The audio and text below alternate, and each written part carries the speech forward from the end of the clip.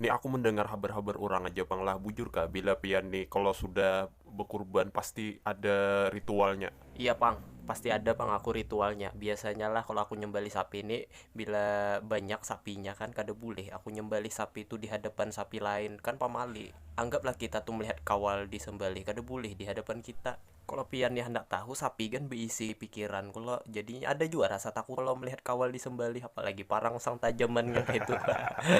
Aduh, jarang Pasti. juga ada orang yang bisa berpikir kayak pian nih. Orang biasanya asal Bah, kalau sembelih aku aja. nih lain orangnya, lain kayak orang biasa. Aku aja bila hendak nyembelih sapi itu parangku patah.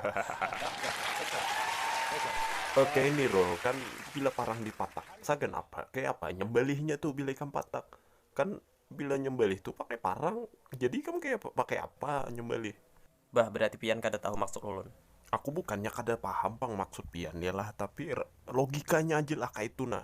Masa nyembelih kada pakai parang? Kan harus pakai parang biasanya tuh samurai kah apakah? Maksud ulun tuh julak lah bila kita membawa parang. Kenapa ulun patak? Maksudnya tuh jangan sampai kelihatan sapi. Jadi kalau hendak nyembelih itu kita dari belakang habis maikat tuh nah jangan sampainya melihat parang tuh.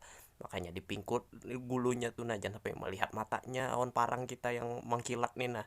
Nah, makanya ulun tuh mengajuti aja sistemnya tuh nah nyembelih ayam pang Imbah biar tuh pak. kayak apa pang lagi di kampung pian tuh cara nyembelihnya bila sampai kada kau melihatkan parang Kalau tuh aku memang dibungkus kutunggu apa memang gak? sapi itu tak telungkup.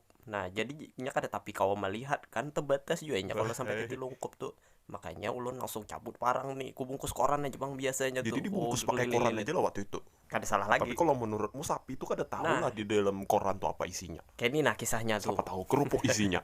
Tapi di wadahmu sana Rul, kalau PPKM kayak ini masih rame lah bebagian daging tuh. Oke, ini julak lah kalau menurut ulun nih di Indonesia nih agak ngalih kalau hendak mengadakan Nah, PPKM. itu menurutmu kayak apa nih pandangan Pian nih kan terhadap PPKM di di Indonesia nih?